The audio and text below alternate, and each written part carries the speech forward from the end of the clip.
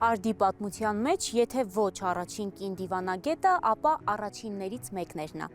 Նա մոտ 50 տարի ապրել և ստեղծագործել է Ճապոնիայում, իսկ աշխատանքային 30 տարիները նվիրել հատկապես հայրենիքի պաշտպանությանն ու անվտանգությանը, անկախ նրանից, որ իր ոտքն այդպես էլ չդիպչեց հայկական հողին։ Խոսքը Ճապոնիայում Հայաստանի առաջին հանրապետության պատվավոր դեսպան Դիանա Աբգարի մասին է։ Դիանան ծնվել և մեծացել է նորջուղայեցի հայերի ընտանիքում, կրթություն ստացել է Հնդկաստանում, իսկ արդեն 1909 թվականին Ադանայում տեղի ունեցած հայկական ջարդերը նրան ստիպեցին իր ուշադրությունը դարձնել հայկական կոտորածի և դրության վրա։ Նա նույնիսկ Ճապոնիայում ապաստարան է հիմնում ցեղասպանությունից փրկված և մազապուրծ եղած հայերի համար։ Այդ ամենից հետո նրա կատարածը գնահատում է Ճապոնիայի դեսպանատունը և նրան նշանակում է տեղի պատվավոր դեսպան։ Այս իրադարձությունները վկայում են այն մասին, որ Հայաստանի նման փոքր պետությունները դեռ նախորդ դարից կանանց ընտրելու և նաև ձայնի իրավունք են տվել։ Թերևս այսպես էր գրում Ամերիկայում հայտնի թերթերից մեկը, երբ Դիանան Ճապոնիայում նշանակվեց պատվավոր դեսպան։